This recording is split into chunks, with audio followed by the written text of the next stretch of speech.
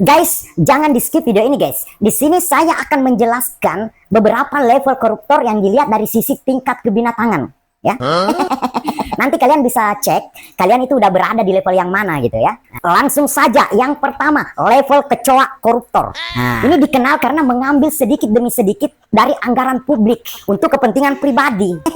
Misalkan menyelipkan pengeluaran palsu untuk perjalanan dinas yang sebenarnya tidak ada dan tidak pernah terjadi anggaran tersebut. Jadi pintar memberikan laporan palsu dimasukkan ke dalam anggaran perjalanan dinas. Terus yang kedua, level tikus koruptor. Nah, dia ini berada sedikit satu tingkat dari level kecoa ini. Sedikit lebih terampil dalam menyusup ke dalam sistem untuk mencuri uang dari proyek-proyek kecil. Misalkan memalsukan kwitansi untuk memperoleh penggantian dana yang tidak sah gitu. Jadi ini ada peningkatan dikit dari level si kecoa ini. Jadi itu namanya level tikus koruptor.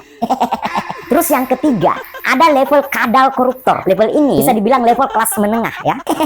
Jauh di atas daripada level kecoa dan level tikus. Mereka ini mulai memainkan peran yang lebih besar dalam perkorupsian. Seringkali itu mempengaruhi keputusan politik atau memanipulasi tender kontrak.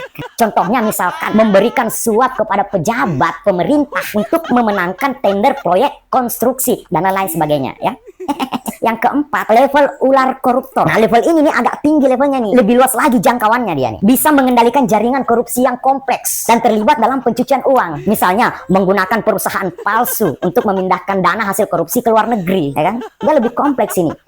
Terus yang kelima nih, level singa koruptor. Ini levelnya udah sangat tinggi nih, guys. Dari segi kebinatangan, dia udah yang paling tinggi ini, guys. Level singa koruptor ini, mereka adalah koruptor yang paling kuat dan terampil. Dia seringkali terlibat dalam korupsi tingkat tinggi seperti skimming dana dari proyek infrastruktur besar atau menerima suap untuk mempengaruhi kebijakan nasional. Contohnya memeras korporasi besar untuk mendapatkan uang suap dalam skandal korupsi yang melibatkan jutaan dolar gitu misalkan. Jadi ini udah nggak bermain miliaran-miliaran lagi nih, udah bermain triliunan dia.